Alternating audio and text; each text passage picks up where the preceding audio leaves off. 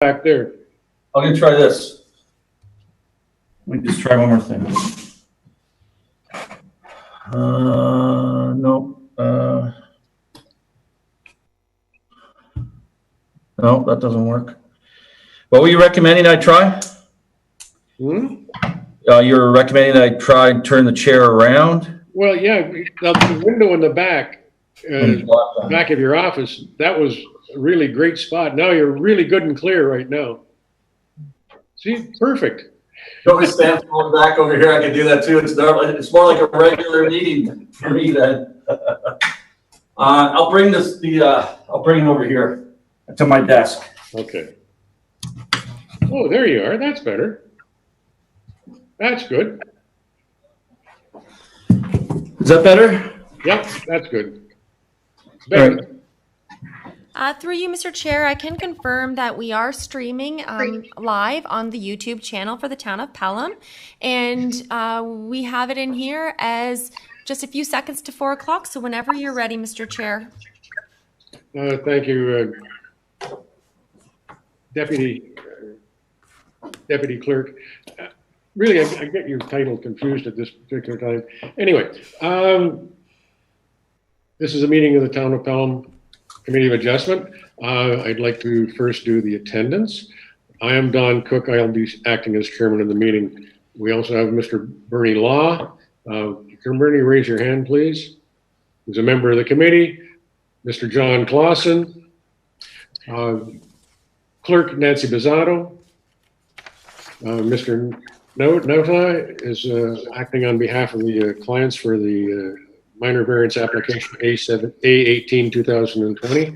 We have Curtis Thompson, also of our planning department, and of course Sarah Marsh is directing the traffic through the computer.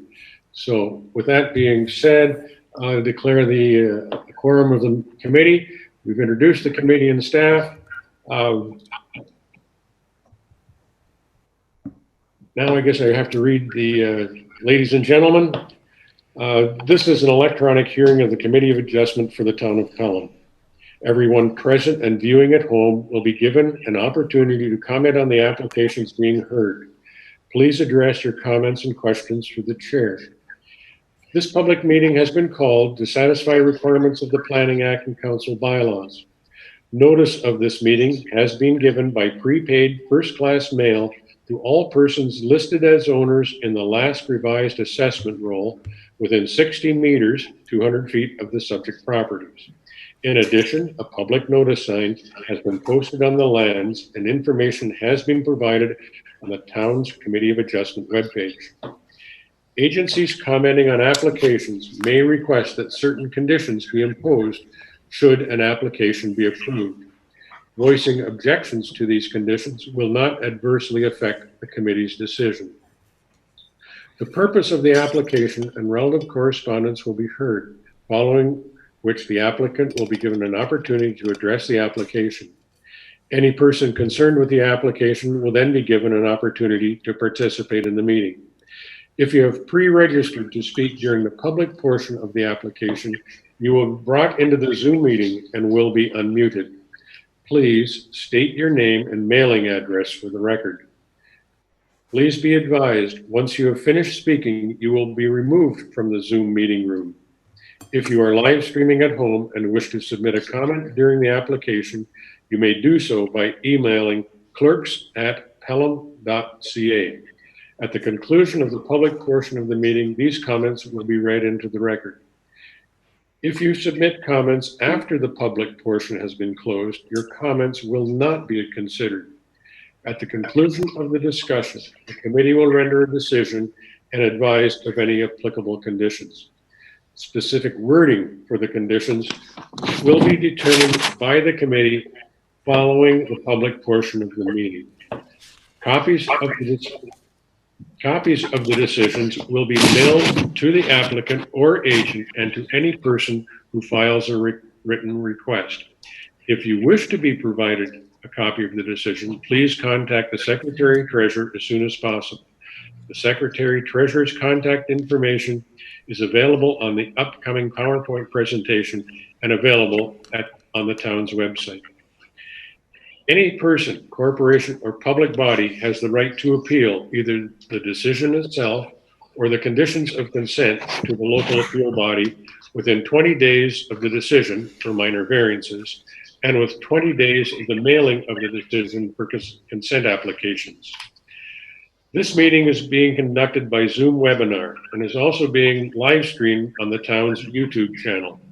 You may wish to put your view on gallery view by clicking the top right corner from the speaker view. We ask that you be mindful of background noise for the duration of the meeting. Committee members are asked to mute their microphones until you are asked to speak. Please raise your hand. That's for me to see you're actually wanting to speak. Please note that attendees who have registered will remain in the waiting room via telephone or electronically until their application of interest is brought to the committee.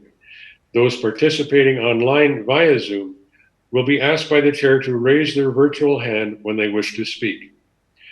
On the computer, you can do this by clicking on the participants in the bottom center of the screen, and then by clicking raise hand on a mobile device. You can tap raise hand in the bottom left corner. You will then be called upon to speak, and your microphone will be unmuted by staff. If you are participating by phone, you will be unmuted by staff when the agenda item that you have registered for is being discussed. Applicants, agents, and attendees are advised they are free to leave the webinar once the decision and the application has been made. I will be acting as chair. Members Clausen and Law will be participating in the meeting.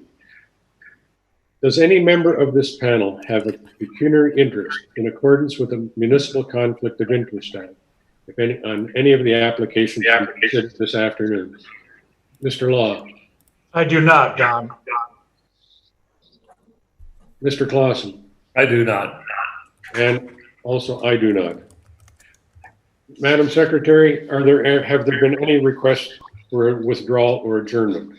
Through you, Mr. Chair, no, there are not. Thank you. In that regard, we will call our first application. This is minor variance application A18-2020. It involves an application at 364 Sumler Road in the town of Pelham. They are requesting variances to zoning bylaw 1136-1987 as amended for section 7.7, maximum accessory lot coverage, and another item, maximum section 7.7D, maximum building height. Madam Secretary, will you please continue with the reading the planning report summary? Thank you, Mr. Chair. Committee of Adjustment hearing, Tuesday, July 21st, 2020. Committee of Adjustment hearing.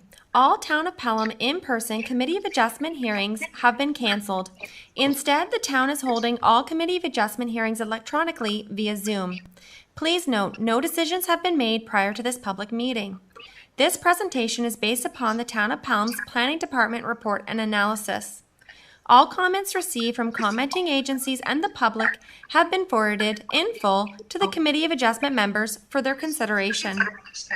Participants are reminded, ensure your background is free from offensive or vulgar material. If inappropriate material is visible, you'll be removed from the meeting. Vulgar or offensive language will not be tolerated.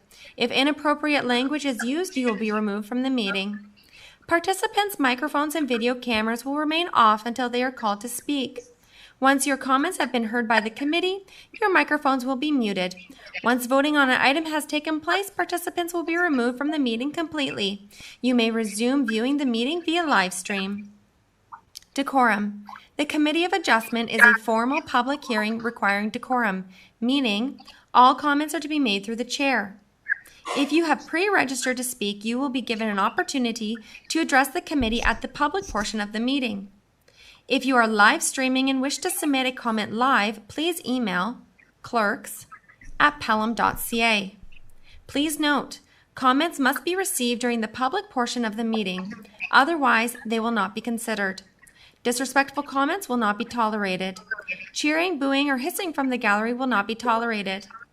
Please note, if decorum is lost, the meeting may be recessed and persons asked to leave. Application for minor variance. File A18/2020P, 364 Sembler Road. Excerpts from Planning Report. The subject land is located on the south side of Sembler Road, lying west of Effingham Street, locally known as 364 Sembler Road in the town of Pelham.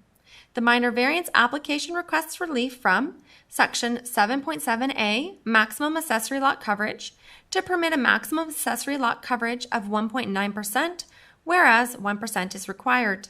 Section 7.7d, maximum accessory building height, to permit a maximum building height of 5.92 meters, whereas 3.7 meters is required. To date, the following comments have been received. Building Department. Building permits are required. Public Works Department. No comments. Public. No comments. Niagara Region. Normally, development is not permitted within 30 meters of the required Vegetation Protection Zone, VPZ, surrounding a significant woodland. Moreover, regional policies require the completion of an Environmental Impact Study, EIS, when development is proposed within 50 meters of significant woodlands.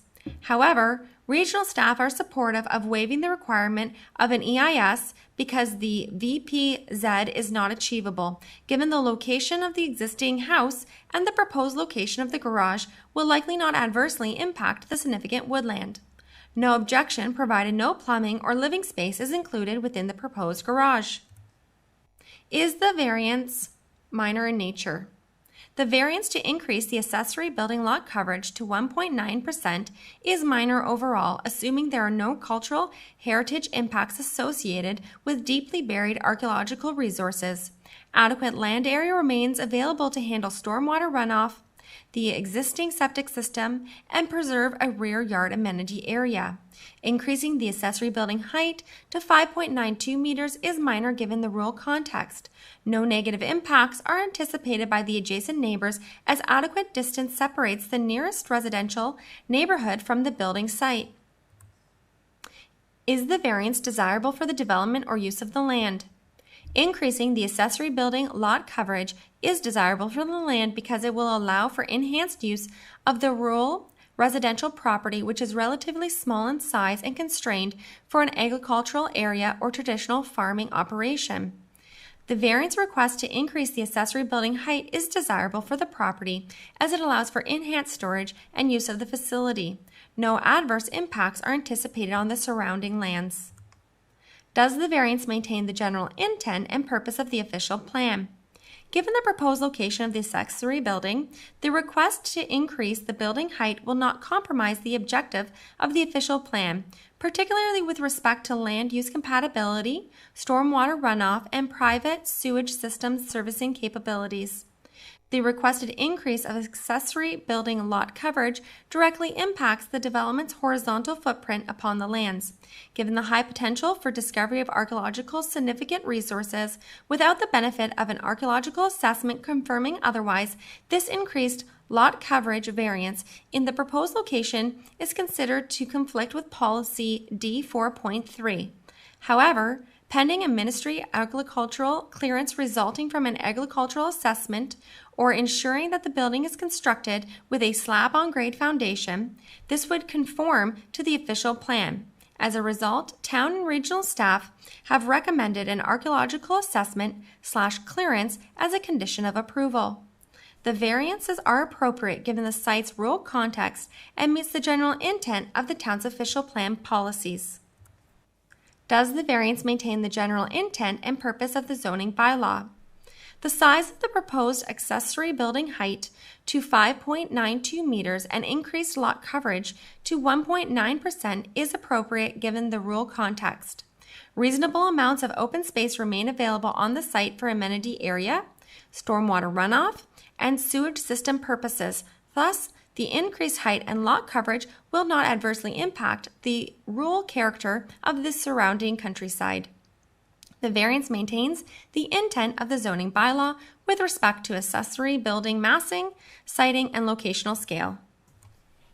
Planning staff will be recommending a condition for either the completion of an archaeological assessment to be submitted to the Ministry of Heritage, Sport, Tourism, and Culture for a standard clearance letter prior to issuance of building permit, or a requirement that the building be constructed using a slab-on-grade foundation to ensure no deep excavation is warranted.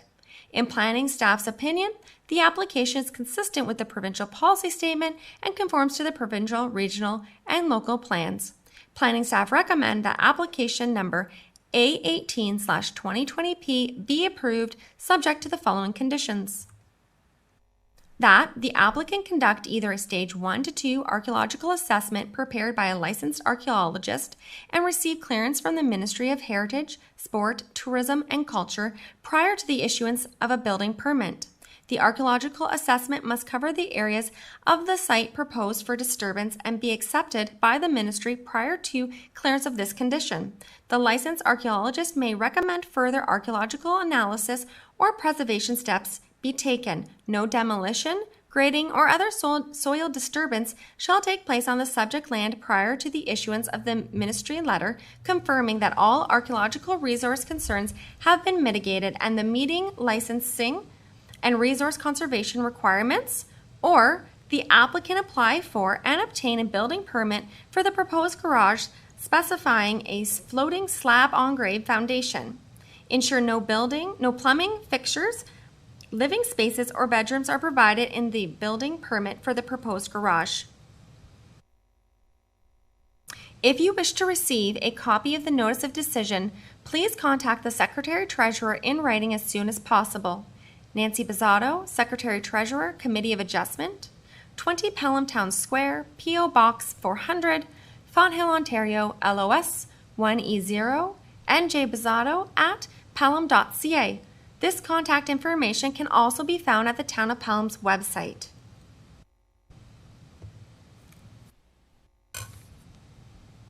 Thank you, Mr. Thank you, Holly, for reading the summary. Mr. Nota, did you have any comments you wish to add to what has been said so far? Yes, I do, Mr. Chairman. Before I have my comments, I just have one question. What is the policy for the Town of Pelham in the event of a tie? There will I only be a tie. Pardon me? Through you, Mr. Chair, we do have 3 members, so there should not be a tie. However, should a tie occur at some point, a tie would mean a defeat. So, thank you, Mr. Chairman. So, if I understand it, the chairman also is able to make a vote with the Town of Pelham? Through you, Yes. Mr. Chair, yes, that is correct. Thank you.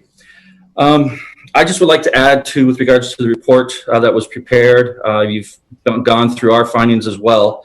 What I'm asking, in addition to what we've prepared here today, and with regards to what new information that we had found out by the owners of the property, which was hopefully received by everyone here today, in the fact, making reference to the planner's report for an archaeological assessment, that historically at that same location, due to the homeowners having a house fire 5 years ago, 9 years ago, and the fact that the area where the new detached garage is to be constructed, they had that had already had historic disturbance of the ground.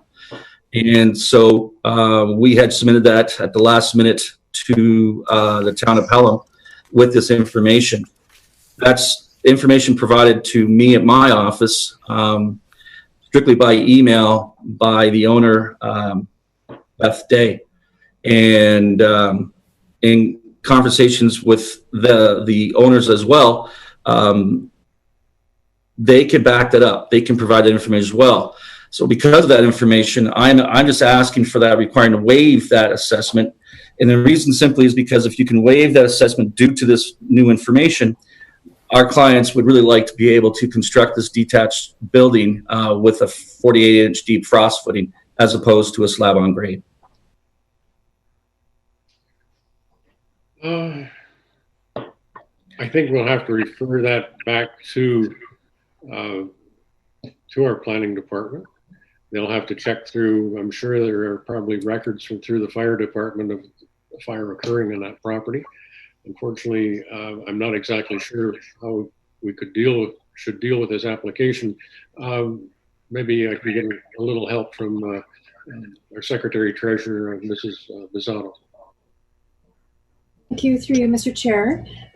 You could always impose the condition on an if required basis, and then the planning department could confirm the information that Mr. Nada has just provided.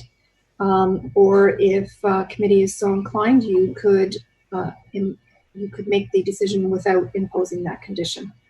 I'm not sure if Mr. Thompson has any additional information to add. Mr. Nada. Mr. Chairman,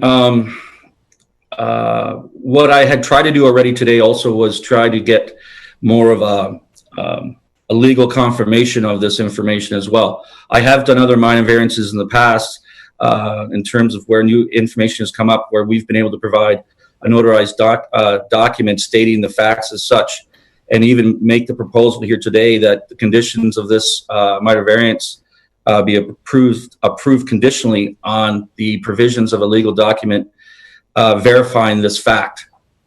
And also in terms of the fact that Brent Day is a fireman with the town of Pelham, and he's been there for how long? 5 years.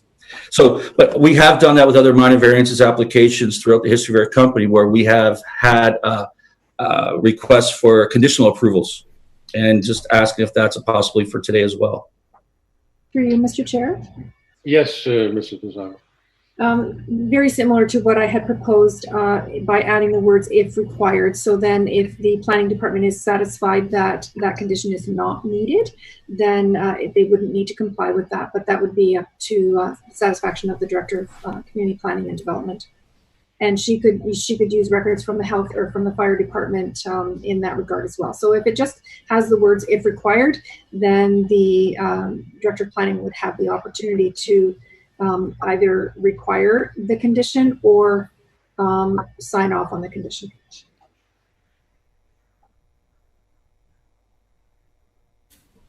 Okay. So basically, one of the conditions, Mr. Clausen, do you have any comments? Oh, we got an email today regarding Barbara Weens looking at aerial photos, and according to the position of the planning department, the archaeological aspect, they can't waive it. They have to stay with it. It's up to us whether we want to, if we want it, we have the right. If we don't want to make it a condition, we can not make a condition. So there was a change today, and I would look at if we're going to make a decision that at the 9th hour. I mean, it's not as if this hasn't been known for a while. We get this information given that they can back it up, that they don't need an archaeological dig or whatever. I would say that I wouldn't be willing to approve anything until this is brought forth and that the planning department is satisfied with this, considering the new situation that the planning department is in. Thank you for your comment. Mr. Noda, do you have anything else you wish to add? I never received that email from Barb Weens, but that's okay. I mean, I understand the predicament that this presents. I mean, as I tell you before, we have done where we have added the wording, just like as the secretary has mentioned, where it's a conditional approval. So whether it's a time thing for us, right? I mean, we making it a conditional approval, either or, just allows us to know that everything else with regards to our application has been accepted and approved with that one condition. It just allows it to carry on, go forward. Because otherwise, if it's going to go that way, then I will have to defer, and I'll have to go to the next meeting, and we'll have to do this all over again. To be quite honest, I'm quite happy to have the committee look at adding the condition at a stage 1 and 2 archaeological assessment be undertaken if required to make that condition. Then it's basically up to you to assist the planning department in I still would agree the applicant apply for a floating on-grade foundation for the garage if required. We'd make both conditions, because that would give you the opportunity of going either way. I would rather do it that way.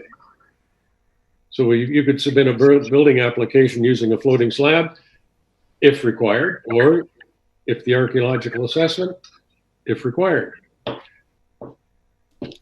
That leaves you basically either option, and shouldn't not affect your timeline of construction or design. Mr. Chair, I believe the planner has some information he wishes to submit. Thank you. I didn't. Hang on. Through the chair. Mr. Thompson, thank you for joining us. The town staff aren't disputing, like earlier, aren't disputing that the house wasn't burnt down, but whether it was burnt down or just demolished is kind of besides the point. Obviously, it was removed, including its existing foundation or whatever existed of it. But I'd hesitate to encourage modifying the condition to say if required, because it's really a decision of the Committee of Adjustment. Town staff are making a professional recommendation based on what we think the condition should be. We've heard from the planning director that based on his aerial photography, that even the existing house was still northwest of the proposed detached garage. So that was our professional recommendation. If the committee feels otherwise, then that's a decision of theirs. But saying whether it may be required isn't going to result in anything different, like from what we were already recommending. So, Mr. Thompson, it would be your professional opinion that we should include the archaeological study for the area at the garage, and not basically what it says in your report. Planning staff would be recommending condition for either completion of the archaeological assessment to be submitted to the Minister of Heritage, or a requirement that the building be constructed and use a slab on grade foundation. What do you want? Through the chair, the conditions in the report are still our recommendation. Okay. The option for the floating slab was that exactly. We're providing another option for it to be an engineered slab foundation, which won't penetrate the ground 4 feet, but it's a recommendation.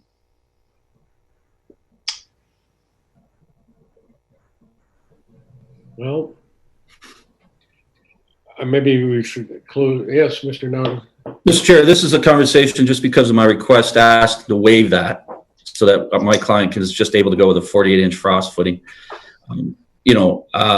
because it's additional information. So if I can change my request, being that as opposed to the or conversation or wording to be applied to it, have it where the application is approved with provisions of verification from the homeowner as to exactly what the extent of the fire was, or exactly as to the historical disturbance they had conducted to the actual property. An aerial photograph, whatever year it was, or I don't know what year it was, and because of the height of the photograph, it's very hard to verify that exactly. But if I was to get the homeowner and saying, here's where the house burnt down to the foundation, and here's where it's been stockpiled, then here's where we dug it up. And they're telling us that that's exactly where it just coincidentally happened to be where the detached garage is. If the owner is going to notarize that, and verify that in a legal document and stand by that, then to me, I'm finding that completely, removes the conditions of the archaeological assessment, because the archaeological assessment you provide as from planning, which is just a recommendation, is either an architectural assessment stage 1 or 2, or slab on grade. So what you're basically saying from the planning department's perspective is, if you go, what we don't want to have it is disturbed, and further the planner's report was, there's no, what we want to avoid is any disturbance for historical findings at that site. They're barring that there never was any historical damage or destruction of the ground. But if we have an actual situation, we have proof of previous historical destruction of that ground, then what's the need for an archaeological assessment then? None.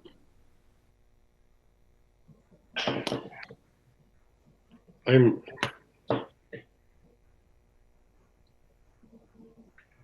at a loss at the moment of how to handle this particular item. The other thing I could do is hold back, and I'd like to have it. I would like for you to know where you have to go.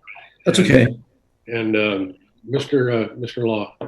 Don, with respect to Mr. Nada's comments, if being a volunteer fireman for 33 years, we've had a lot of houses and barns burn, but when they do a cleanup, they really do a cleanup, and they dig down many times 2 and 3 feet if there's a basement to dig out to make it fresh once again. I would think that this is not raw land.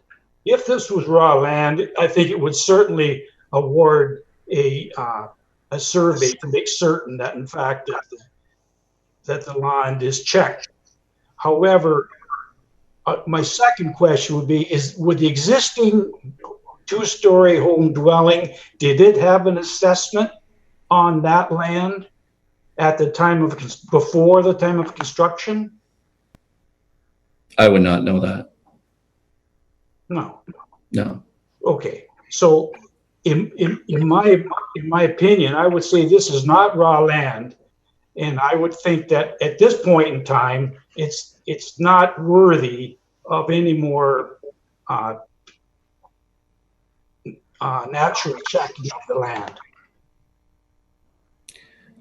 Okay.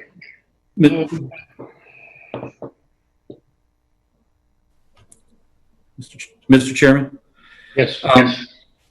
I'm not looking for a checking of the raw land. I'm not looking for an assessment of any point. I'm just asking the committee members here if they'll accept a legal document stating to what had occurred at the time of the fire of the home, and also in terms of what happened to the grounds of their actual property, exact location and where the detached garage is to be laid. I'm only going by an email that I received from my client. So I don't have much information either or specifics. I'm just asking if that would be considered. And if not, then that's fine. And then we'll proceed with the vote.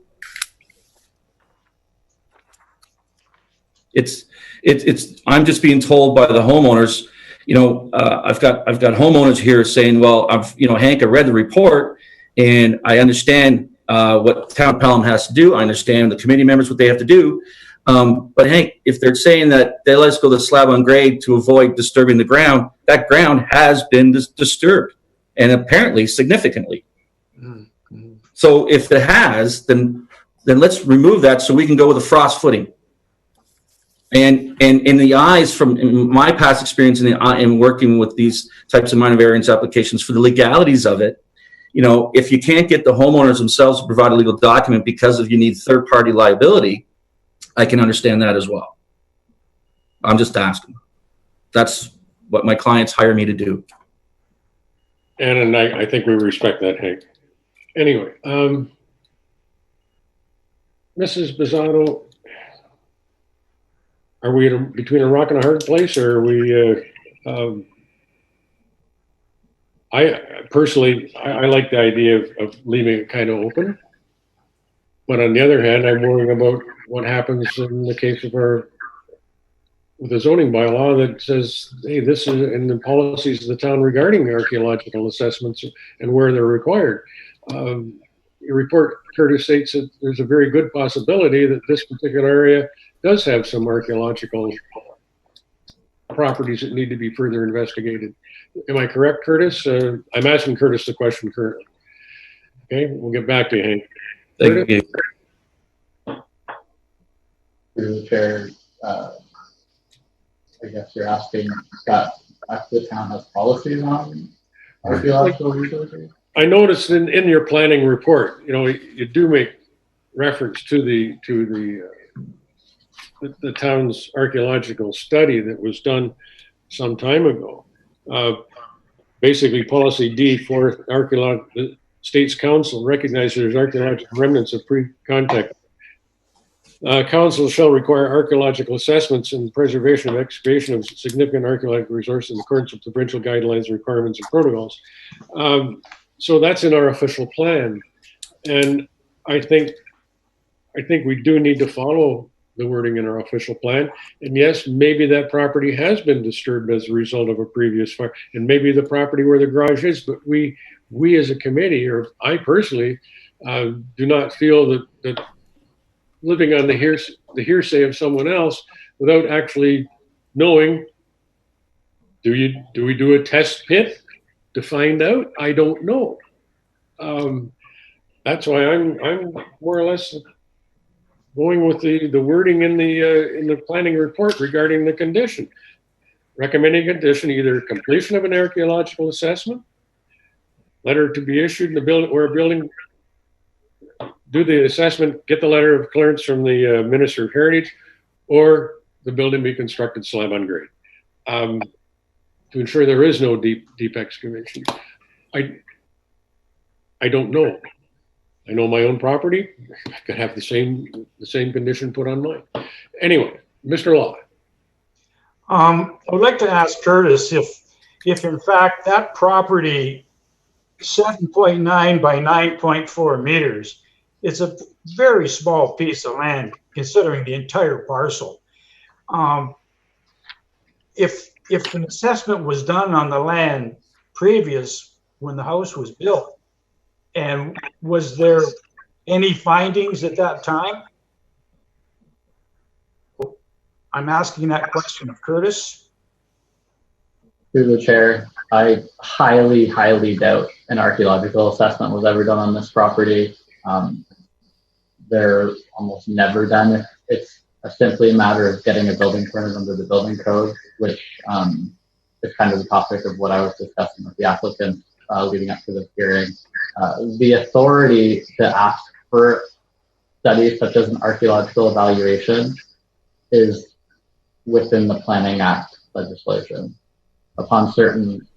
Assuming that there's certain policies at a local level that authorize it, it can be asked for. But under the building code, if someone's just coming in for a building permit to erect a garage or a house, and there's no zoning issues or Planning Act issues, then there's no warrant. Like there's no warrant for an archaeological assessment or no trigger to ask for it. So basically, if this garage was just getting a building permit and it was being built in the exact same spot, there'd be no ability for the municipality to ask for an archaeological assessment. It only comes up when the application is submitted. It triggers the policy analysis. It's actually very similar to how a lot of the environmental legislation works. It only gets called into question upon Planning Act applications and not simply building permit applications, if that makes sense. Okay, so basically this is a Planning Act application, therefore the Planning Act comes into force, and the Planning Act says in certain cases an archaeological assessment is required. That's what you're telling me? If I could just clarify through the chair, the Planning Act says it's not embedded in the Planning Act. It's that the legislation and the policies that the Planning Act authorizes and the municipal authority allow for it to be required. So it may be required. It's included in our official plan. If the boxes are there, up to the discretion of council, or in this case, the Committee of Adjustment, who's authorized by council.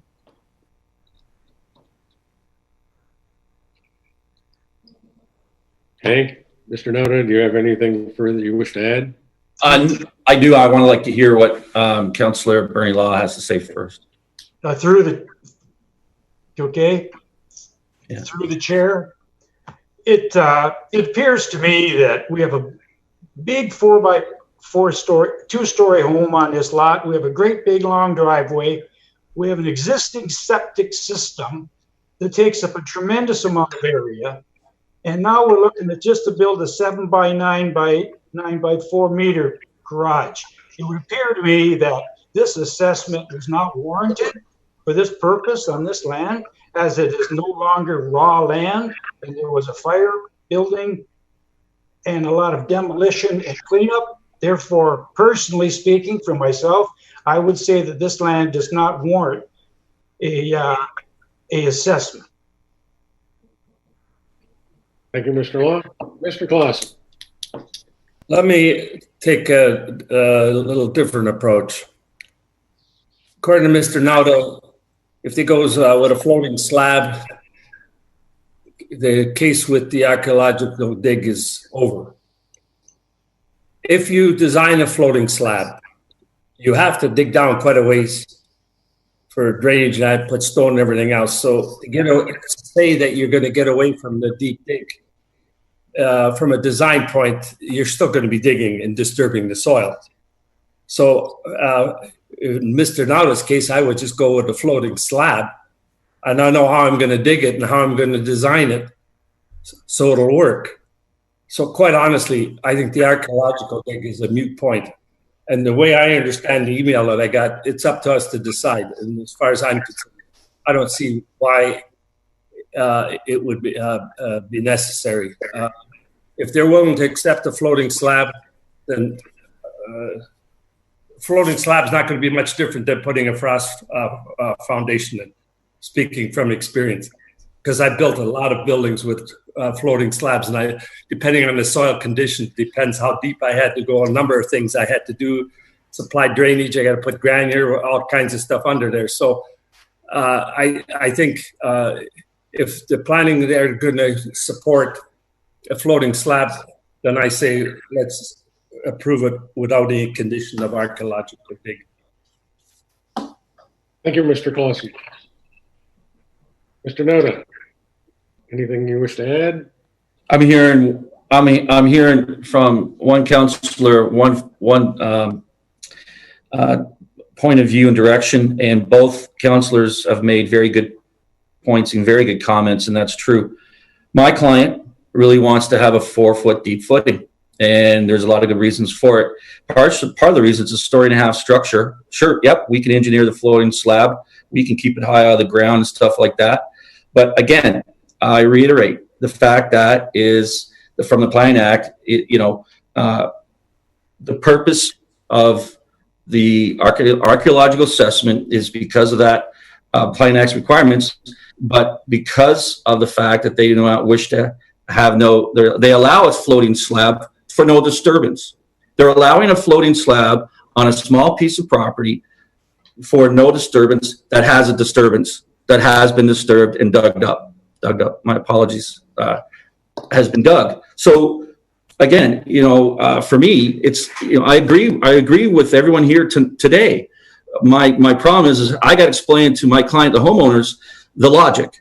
And the logic is if we have a small footprint area of ground that we all know has been fully disturbed, or we know by way of an email, but the homeowner has been there, witness and everything, is saying, why do I have to go with a floating slab? This has all been chewed up ground already. There's nothing here. And that's why I was asking for the notarized letter, if that need be the case for my client. Sure, a floating slab can be engineered, but we also know, ideally, that a 4-foot frost footing is better than any floating slab. So that's what my request, and that's why I asked for that. And I guess I'm at the mercy of the chairman himself in terms of how he feels about this. In terms of his viewpoint, I like to hear that before it goes to a vote.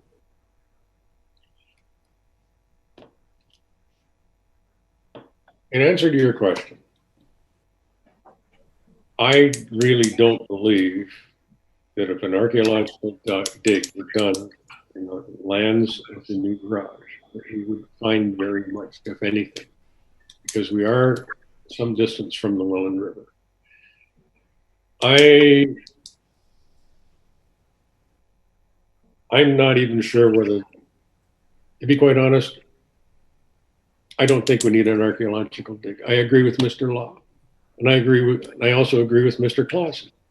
Yes, you can do the floating slab; it will work, but the ground is definitely going under the floating slab. It is going to be disturbed for at least a couple of feet because we're going to have to put granular in. We also know that that particular area of the town of Pelham is a very heavy clay.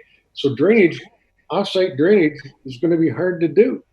You're still going to need a weeping tile and some description. You're still going to have to figure out a way to keep the water from getting into the granular under the floating slab. So I'm torn. To be quite honest, I don't think an archaeological study is required. But our planning department says, basically the law says, well, because it's in our official plan, it may not be a bad idea to have one done. But we are the Committee of Adjustment, and I guess we can, we have a couple of conditions that we could, I like the idea of if required. And then it's up to you to prove that the site has been disturbed. It's not just a letter, but you're going to have to offer the building department and the planning department some credible means of yes. And I think maybe that is the way to go. I agree with the Secretary Treasurer that make it a condition required. And with that, I guess now is the time I have to ask yes, Mr. Noda. Listening, Mr. Chairman, and listening to you, thank you very much.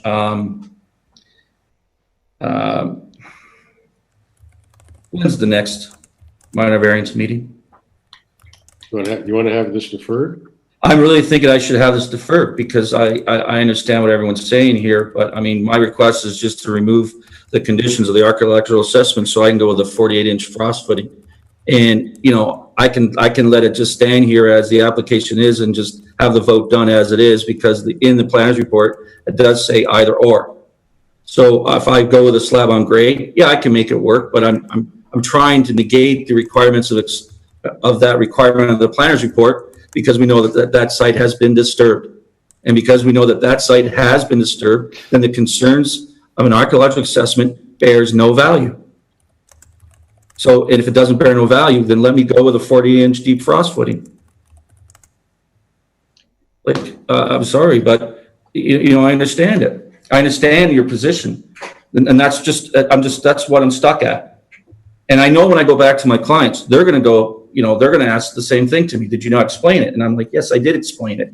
And the thing is here is we need to have proof. And if you're asking to come back with proof or more information that allows the counselors to give a more informative vote, I understand as well, because then I'll defer it.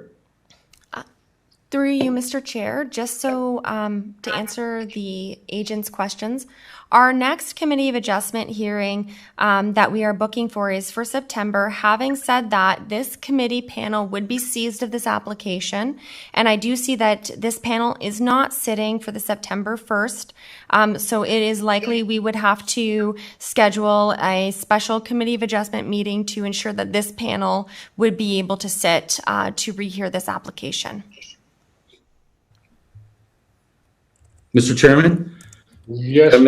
I'll make another quick comment or suggestion as well. I'm very supportive of the fact, and instead of an either or kind of condition with the archaeological assessment, have this approved on a test dig, where just let us do a test dig ourselves and have that accepted through third party if need be. Do it. Take the backhoe, let us do a test dig, go down 3 feet, go down 4 feet, and see what we find. If we find charred embers, and that information, or to provide someone in a legal document that's more binding than the either or, so that at least that you're showing to the homeowners that you're supportive of them in nature, and all we have to do is come back with is the legalities of those findings. What they don't want to do is go through an archaeological assessment of stage 1 and 2, because we know what happens with these. Everyone's fearful of them. They start with that, and then what happens from there? What happens if they do find something? I've got clients in the past where they go through that and they find something. Next thing you know, half their land's expropriated. So that puts a lot of fear in people. And if it has been disturbed, and if the planning department has to do the report, and I get all that, then again, we know we have a unique situation here. I mean, I've never had this before. Right? Where they're telling my clients, telling me, Hank, that right where we're putting the garage is where there was the pile, the burning fire. The ground was chewed up. Everything was chewed up. So if we can have verification of that, put that more of a requirement, more solid language, that would be really good. And then we can vote on it. And by voting it that way, we have to come up with the proof ourselves of vote in such a way without an archaeological assessment, stage 1 or 2. So if that's something where you're going to request that, not the building department or through the planning department, that there's a scheduled test day with a backhoe, right where they're going to put up the garage and see what's there, and make that conditional. And that's why I'm saying Adjustment be part of a stage 1 or 2 archaeological assessment be undertaken if required. You can come back and say, look, we did a test pit. And then there's a third party engineer's report. We didn't, what we found in the test pit. I'm not exactly sure how we want to handle this. Mr. Clausen, Mr. Law, Mr. Clausen. The problem here is, even if Mr. Nauta goes through this and tries to come up with some proof or whatever, it's going to be very difficult to say, doubt that this ground was disturbed and dug up and we didn't find anything. It's something that happened years ago. I think he better be careful. I don't think he can come up with a way of giving us 100% certainty. Yeah. It doesn't work that way. Just to say something, it was disturbed, doesn't mean, how was it disturbed? Did they dig down 5 feet? Did they dig down 2 feet? What area did they disturb? Into what limits? And somebody has to show that this happened, and how are you going to show it? The bottom line is, we were given the planning department says they're not going to object if we withdraw the requirement of the archaeological dig. If we, from what I see, we're free to make the decision one way or the other. Okay, and I'm quite prepared to forego the archaeological dig. I'll put that on the table because of what is there.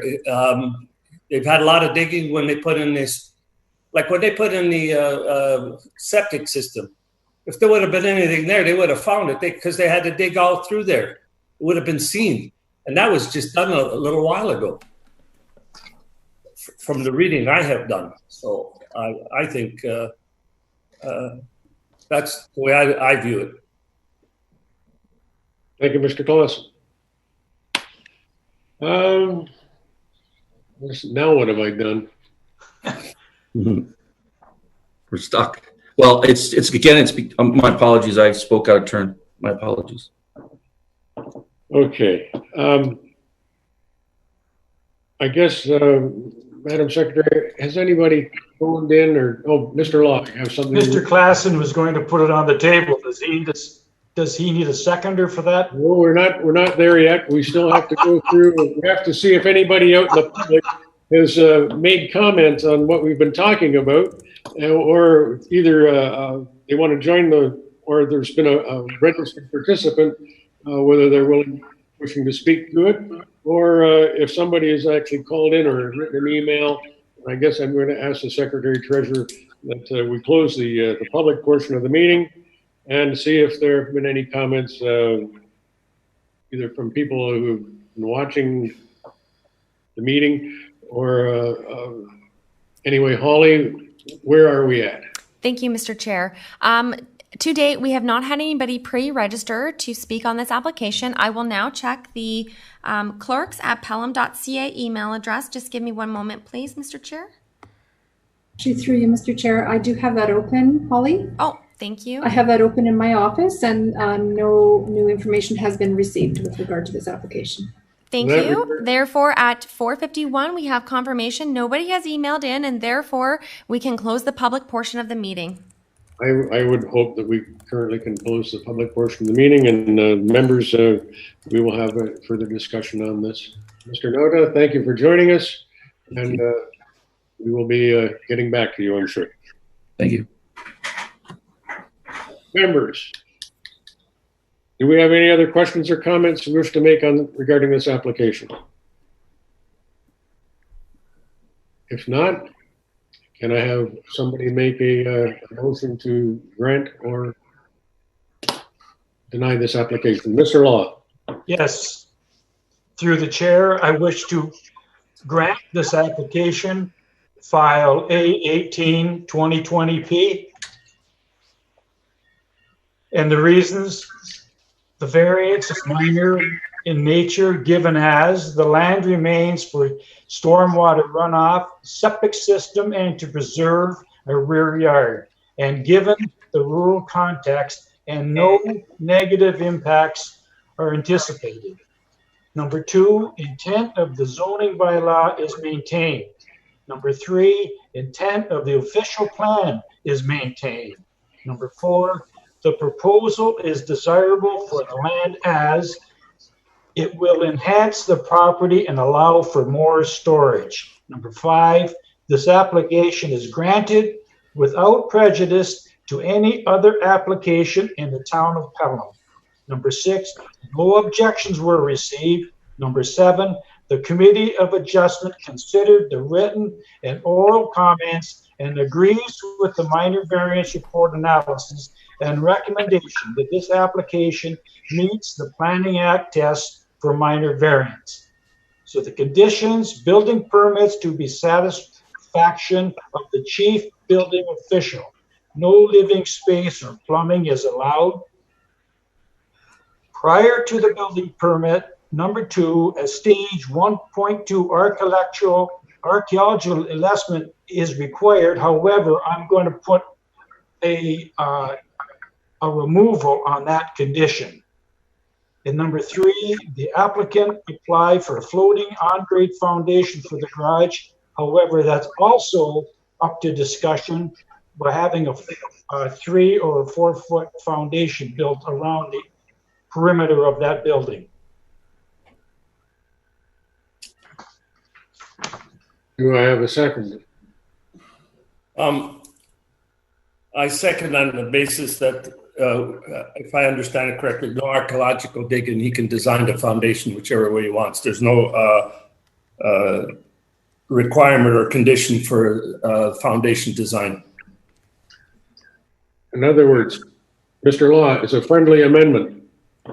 I would suggest that we only have one condition, that the building permits to the satisfaction of the chief building official with no living space or plumbing allowed. Correct. No other conditions, just that one condition. Well, the archaeological assessment. It's gone. Okay. The floating slab is gone. Okay. Applicant was applying for a floating on-grade foundation, but he wished to have a 3 foot foundation around the slab.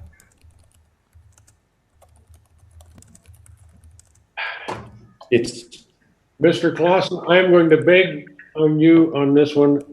I don't see, if it's a floating slab, it's a floating slab. That's a 4 foot foundation, it's 4 foot foundation. What I'm thinking is basically we need to get a building permit for the garage. Yeah. That's it. No other condition. And through the chair, I mean, I'll be blunt with you. If I were designing it, and I'm not supposed to say this, but I will say this, there isn't going to be much difference in the foundation digging either way. So I shouldn't look at it that way, but I do because I'm a practical thinker. So I'm saying if we're going to take away the archaeological dig, the floating slab is really irrelevant one way or the other. It's a moot point. Yes. So that's why I'm saying, guess what? Condition, building permits to the satisfaction of the chief building official, provided there is no living space or plumbing in the garage. Correct. Okay. Correct. Okay, so we have one condition on this particular application if we grant. Through you, Mr. Chair, that's the way I understood the motion, that that the member Law wanted the first condition included, but not the next 2 conditions as listed. That's how I understood the motion. Perfect. Are we ready for a vote? All in favor? Carried. Thank you. Okay, Mr. Narda, you now have a direction. Thank you. So now we wait 20 days, correct? That is correct, sir. Thank you, everyone. Thank you very much. You're very welcome. Now, we're going to move on to our next application. I can leave, right, Mr. Chair? Whoops, you're gone. Yes, thank you. Through you, Mr. Chair. Yes, Ms. Leach is now going to be bringing our applicant, and we will be sharing our screen so that everybody can see our PowerPoint. Please just give us one moment. It does take a minute or two to get everything set up. So we're currently, are we here yet? Oh,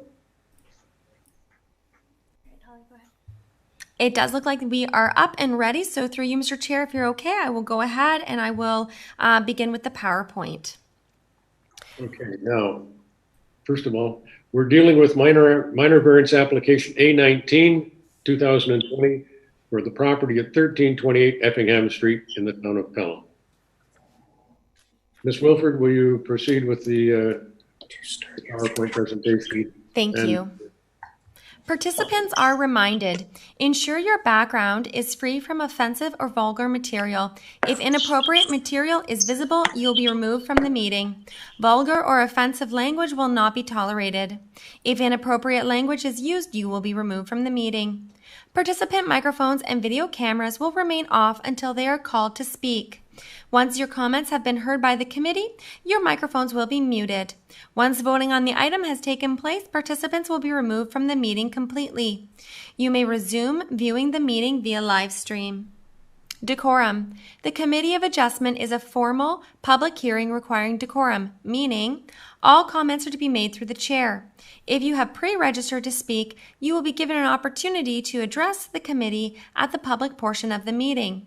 If you are live streaming and wish to submit comments live, please email clerks@pelham.ca.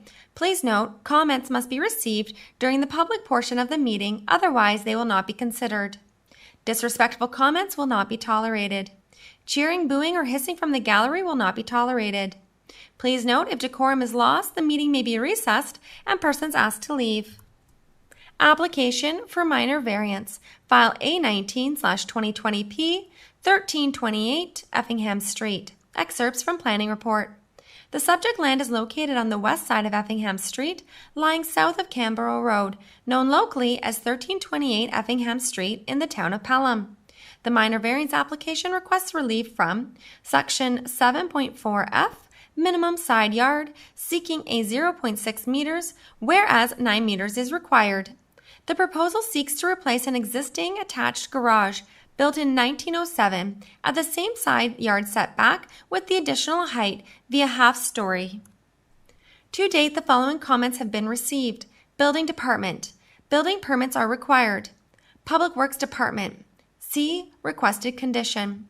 Public. No comments. To date, the following comments have been received. Niagara Peninsula Conservation Authority. No objections. Niagara Region. The proposed garage cannot have any living spaces, bedrooms, or plumbing fixtures, as this would warrant a new private sewage system under current building code requirements. No objections, subject to conditions. Is the variance minor in nature? The reduction of the minimum side yard setback is minor overall because the existing legal non-complying attached garage situated in the same footprint has not posed any adverse impacts to the abutting neighbors that staff are aware of. Subject to demonstration that stormwater runoff will continue to adequately convey by overland drainage along with the north property line. Planning staff are of the opinion the zoning request is minor in nature. Is the variance desirable for the development or use of the land? The reduction of the minimum side yard setback is desirable because it will allow for a second floor to be constructed above the garage and be of a higher built quality than the original 1907 structure. Does the variance maintain the general intent and purpose of the official plan? The variance maintains the general purpose and intent of the official plan because the archaeological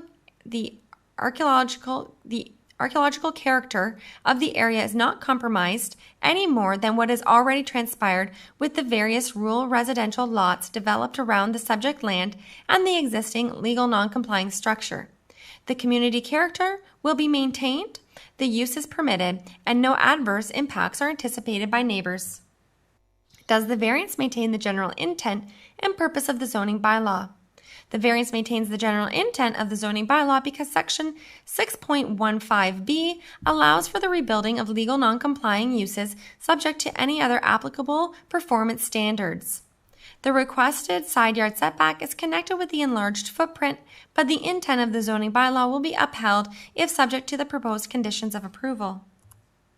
Planning staff is of the opinion that the proposal applies current planning and development principles dealing with the appropriate development and making efficient use of the existing rural residential lot in keeping with the rural character of Ridgeville. The proposed minor variance should not negatively impact the surrounding land uses with regards to land use incompatibility, traffic, privacy, and stormwater runoff.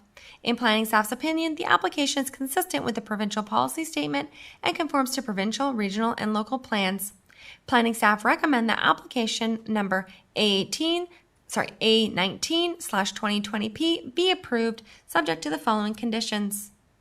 That the applicants submit a comprehensive overall lot grading plan illustrating overland drainage routes on the property with special attention to how the reduced side yard will affect drainage routes along the north lot line to the satisfaction of the Director of Public Works. Drainage is not permitted to adversely impact neighboring properties. Obtain building permit approval, ensuring that no living space, bedrooms, or plumbing fixtures are included on the proposed addition. If you wish to receive a copy of the notice of decision, please contact the Secretary Treasurer in writing as soon as possible.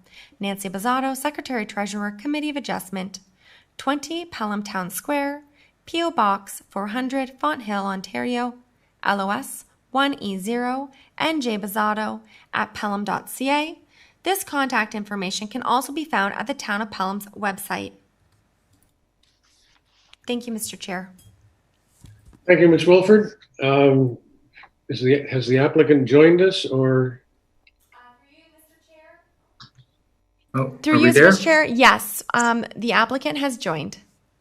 Thank you.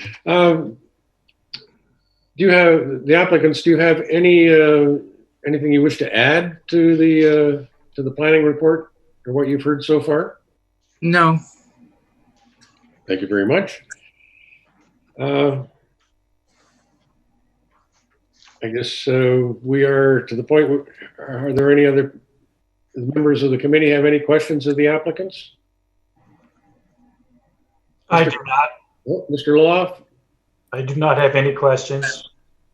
Mr. Clausen? I do. Yes, Mr. I presume that when you build this new building, it'll be on the exact same footprint that the existing one is on? Yes. Now, you're going to be 2 feet away from the property line, and the height you're going, you're going to have to figure some way of building it and not upsetting your neighbor. Has that been looked after? Yeah, we're good friends with them, and they already know what's going on. And if there's any disturbance on their lawn or anything, we told them we'll take care of all that. Okay, thank you. Ms. Wilford, are there any comments of the committee? What I noticed is that actually we're legalizing an existing, what do we call it? Non-conforming use. So basically, I'm actually in favor of what you're doing. So that being said, Ms. Wilford, have we received any? Through you, Mr. Chair. To date, we have not received anybody to pre-register. It is 5:06, and I'll ask Ms. Bozzato if we have received any emails. For you, Mr. Chair, I do not have any emails into the clerks@pelham.ca account. Thank you. Therefore, we can close the public portion of the meeting. Yes. Are we willing to close the public portion of the meeting? All in favor? Good. Are there any other questions or comments from members of the committee? Thank you. Seeing none, can we have a recommendation on how we're going to do this? Mr. Law. I have a comment. I just want to say that it's a very handsome building and it will add to the decor of Effingham Street. So my hat goes off to the beautiful design on this garage. Congratulations. Thank you. And with that, Mr. Law, are you willing to make a motion? I am willing to make a motion. Thank you, Mr. Law. File A19 2020P. Application is made for minor variance to a minimum side yard of 0.06 meters. This application is granted. The variance is minor in nature, given as the legal non-compliant garage is existing and the setback has not caused issues with abutting owners. Number 2, intent of the zoning bylaw is maintained. Number 3, intent of the official plan is maintained. Number 4, the proposal is desirable for the land as it will allow a second story to be constructed. Number 5, this application is granted without prejudice to any other application in the town of Pelham. Number 6, no objections were received. Number 7, the Committee of Adjustments considered the written and oral comments and agrees with the minor variance report analysis and recommendation that this application meets the Planning Act test for minor variance. However, the conditions of building permits to the satisfaction of the chief building official, no living space or plumbing is allowed prior to the building permit. Applicant to submit a comprehensive overall lot grading plan to the satisfactory of the Director of Public Works. Thank you. Do we have a seconder? I second it. All in favor? Carried. Thank you very much, committee. Mr. and Mrs. Walt, looks like you have to wait 20 days, but committee has granted your variance. And with that, Thank you. We'll close off this particular application. The last application for tonight is a consent application B4 2020 regarding a property at 725 Quaker Road. Ms. Wilford, are we ready to proceed, or are we waiting for the applicant to join us? Through you, Mr. Chair, we are just going to be adding the applicant and then sharing our screen. It just takes a moment for everything to upload and change, so just bear with us for a moment, please. Yes. This will be Matt. So I switched in, but it didn't. We're just taking it. It's muted. It said that he's joining as a host, but nothing's happening. There he is. Good.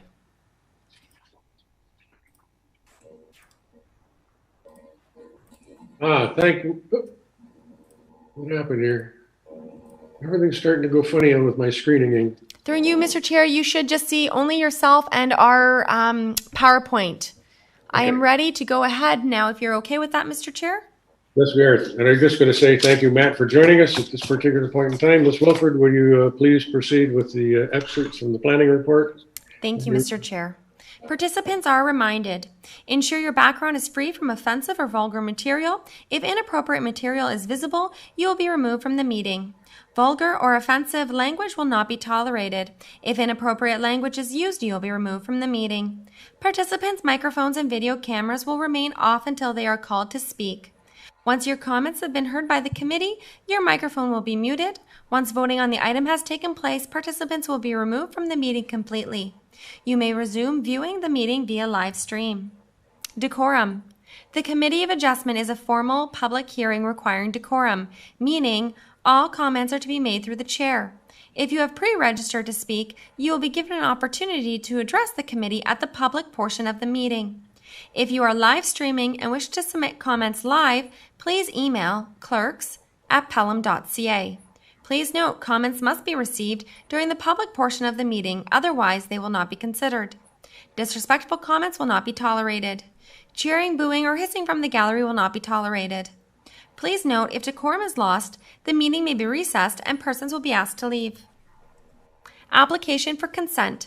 File B4/2020P 725 Quaker Road. The subject parcel, shown as Part 2 on the attached sketch, is an interior parcel of land situated 61.14 meters south of Quaker Road, lying west of Clare Avenue in the town of Pelham. Application is made for consent to convey 2,182.97 meters square of land, Part 2, to merge with the abutting property to the east. 701 Quaker Road, 1,863.5 meters square of land, Part 1, is to be retained for continued residential use of the single detached dwelling known as 725 Quaker Road. Note, the boundary adjustment is intended to facilitate rear yard land consolidation for future draft plan subdivision or site plan approval, draft plan of condominium in Fonthill. To date, the following comments have been received. Building Department. Demolition permit required for existing accessory buildings situated on Part 2. No objections. Public Works. See conditions. Bell Canada. No comments are required for any easement. Public. No comments. Planning staff is of the opinion that the proposal applies current planning and development goals regarding consolidating lands for more appropriate infill development, making more efficient use of existing urban lands where suitable to do so. The severance will better position the lands for future subdivision or condominium development in a more efficient manner, which will not negatively affect the development ability of the balance of the lands, while at the same time maintaining the existing residential use. The proposed severance should not negatively impact the surrounding neighborhood with regards to traffic, privacy, and stormwater runoff. The remnant land will continue as a single detached residential use until such time as the landowner explores alternative development options. In planning staff's opinion, the application is consistent with the provincial policy statement and conforms to the provincial, regional, and local plans. Planning staff recommend that application B4/2020P be approved, subject to the following conditions. That the applicant merge Part 2 with 701 Quaker Road. Obtain and close a demolition permit for the existing detached garage on Part 2. If the existing structure is being relocated to Part 1, a demolition permit is still required to the satisfaction of the Director of Community Planning and Development. Confirm in writing to the town that Part 2 does not rely on Part 1 for any servicing or drainage needs. Provide the Secretary-Treasurer with a registrable legal description of the subject parcel, together with a copy of the deposited reference plan, if applicable, for the use in the issuance of the certificate of consent. Provide the final certification fee of $395 payable to the Treasurer, Town of Pelham, be submitted to the Secretary-Treasurer. All costs associated with fulfilling conditions of consent be borne by the applicant. If you wish to receive a copy of the Notice of Decision, please contact Secretary-Treasurer in writing as soon as possible. Nancy Bizzotto, Secretary-Treasurer, Committee of the Adjustment, 20 Pelham Town Square, P.O. Box 400, Fonthill, Ontario, LOS 1E0, NJ Bizzotto at pelham.ca. This contact information can also be found at the Town of Pelham's website. Thank you, Mr. Chair.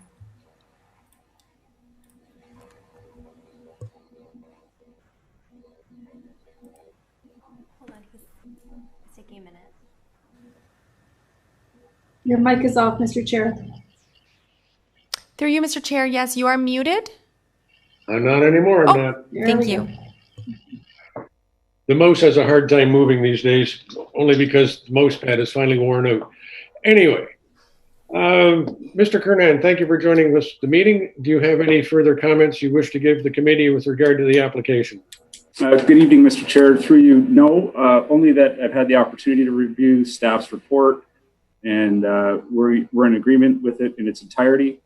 We've reviewed the conditions. We believe them to be reasonable, and we don't have any objections to them. So I'm happy to answer any questions the committee or yourself has, but at this point in time, I'll hand it back over to you.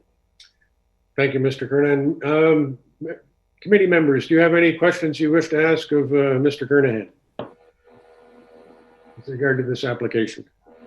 Yeah, through the chair. I'm looking at the drawing that was submitted. They got Part 2. They're hitting the back part. So that back part will then be to the east to 717. So that residential land will be the length of that, and then we'll have this other piece attached to it, and all become one. Is that correct? Through you, Mr. Chair, that's correct. This land will be consolidated with the backyards of other properties along Quaker Road. That was So- all. So my question is then, this is the first consent. Then are you going to be coming back to us with consents for all these other yards at the same time? Through you, Mr. Chair. No, this isn't the first consent. This is the third one this year. The rear yards of 711 and 717 Quaker Road to the east were severed off earlier this year. And prior to that, before my involvement in the file, there was at least 2 other land division exercises that started this consolidation of land. Thank you. May I ask a question of Mr. Thompson? I noticed in the planning report on page 31 of our documents, it is noted that anticipated development of Part 2 and 701 Quaker will be subject. Where is 701 Quaker Road? The 701 between 703 and 695? This is Chair. Yes, that's correct. So as Mr. Kernahan has already mentioned, 711 and 717 Quaker Road have already received approval from the Committee of Adjustment to sever off the rear lands of those properties, and they've merged with 701 Quaker Road, and those have been registered and everything's all tied up on them. So Mr. Chair, we're missing a member, so you don't have quorum. If we could just wait for Member Clausen to return. Okay.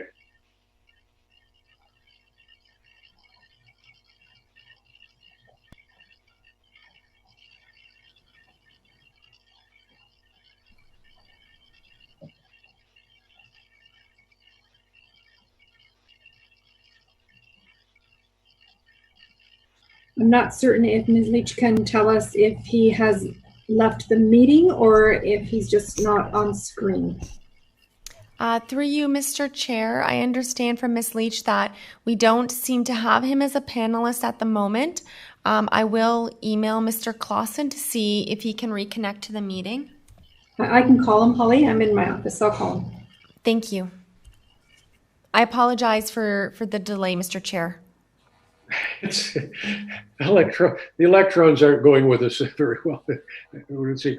So just while we're waiting for Mr. Clausen, maybe my question could be, because Mr. Clausen did ask about Part 2 of this application being joined. Basically, it would have been with Part 2 of application B10, 219, and also Part 4 of application B9, 2019. My question to Curtis was basically all these parcels, these rear parcels, are going to be joined with a parcel that has frontage on Quaker Road, and I assume that that is between municipal addresses 703 and 695. Am I correct? Through you, Mr. Chair, I apologize for the intrusion. I just wanted to let you know that Member Clausen has successfully rejoined the meeting. Thank you. Okay. Mr. Clausen, thank you for coming back. I understand what has happened. You missed a couple of meetings. Back in February, we had a couple of applications, B10 2019 and B9 2019. They were held last fall. They actually severed the rear lots off of 717 and 711, and they were joined with a previous severance that occurred on municipal address 703, and I think that was in 2018. So basically all the rear lands are now kind of merged back there, and this is, according to Mr. Kernahan and the planning report, the application we have in front of us is actually the 6th parcel of land that'll be joined together in the rear lots. And Curtis, I kind of lost Curtis, but am I right with the 701 is that little parcel that doesn't have a very wide frontage, and it's actually between 703 and 695? Chair, that's correct. Okay. And with that, Mr. Kernahan, do you have any further comments or any other comments or questions of Mr. Kernahan from members of the committee? Seeing no questions or comments from the rest of the committee, Ms. Wilford, have there been any comments or requests of comments from pre-registered registrants on this application, or any emails while we've been considering this application? Thank you, Mr. Chair. To date, we have not had any requests for anybody to pre-register to speak to the Committee of Adjustment, and we're just checking the email now at 5:23, and I just asked Ms. Bizzato to confirm that at 5:23 that there are no emails. Thank you, Mr. Chair. I have not received any emails with regard to this application at clerks@pelham.ca. Thank you, Ms. Bizzato. Therefore, we can close the public portion of the meeting. Members of the committee, are we in favor of closing the public portion of the meeting? All in favor? Carried. Public portion of the meeting is now closed. Members, do you have any other questions or comments on this application? Seeing none. Mr. Kernahan, do you have any further comments on the application or what you've heard so far? No, I don't, Mr. Chair. Thank you. Through you, Mr. Chair, it looked like a member Law may have had his hand up to speak. Oops, I've lost Mr. Law. Through the chair, my question is, I've sat on 3 or 4 of these before. Is there any difference between this and any of the other ones that we've already proceeded with? Looking back, Mr. Law, looking back on my applications, I've noticed that the depth being severed on all the applications with a lot being severed on most of the applications, has a depth of 71.63 plus or minus meters. So he's actually, whoever the developer is, he's trying to square up his property so that he's dealing with something pretty uniform. Yes. Like I say, we had B4 2020, B10 2019, and B9 2019. And I know there was a couple more before that. There was a severance on Claire. So, yeah, looks like he's assembling a parcel of land that's pretty uniform. Yes, Mr. So, through the chair, it would appear, Mr. Kernahan, that we're doing the right thing. You're going to be able to enhance this land and put it into further development for the town of Pelham. And yeah, through you, Mr. Chair, we're working towards the most efficient development we can. And unfortunately, land assembly is a bit of an iterative process, and you folks have to consider applications over and over again, in a sense. But we're working on getting there as best as we can. Thank you very much, Mr. Kernahan. Seeing no other comments from members of the committee, are we ready to make a recommendation? And I have a recommendation from a member of the committee regarding this application. Yes, to the chair, I'd like to recommend that this consent be granted, subject to the following conditions. That to the satisfaction of Director of Public Works, that we have written confirmation that Part 2 does not require or rely on Part 1 for servicing or drainage. And to the satisfaction of Community and Planning and Development, obtain and close a demolition permit for the garage on Part 2. And to the satisfaction of the Secretary Treasurer, that Part 2 be merged on title with the lands to the east, and that the solicitor's undertaking to merge said lands is provided. That third one is to provide registrable legal description and copy of the deposited reference plan. And finally, most important, final certificate fee of $395 be paid. The reasons, the application conforms with the policies of the town's official plan, regional policy plan, provincial policy statement, and complies with the town's zoning bylaw. 2, the decision has a regard for sections 51,24 and 51,22 of the Planning Act. The Committee of Adjustment has considered all written and oral submissions, and subject to the conditions finds the application meets Planning Act criteria and is consistent with planning policy, provincial, regional, and town. I so move. Do we have a seconder? Do I have a second? I second Mr. Klassen's motion. Seconds. All in favor? Carried. And with that, Mr. Kernahan, you now have to wait the requisite time. Hopefully nobody will appeal the decision of this committee. Thank you very much. And with that, we'll close the meeting. And we do not have any minutes of previous meetings. And with that, can I have a motion to adjourn? I'll have to make the motion. Seconded by Mr. Law. All in favor? Carried. Through you, Mr. Chair, thank you. I am just turning off the recording now and turning off the live stream. One moment. Thank you, gentlemen. You're welcome.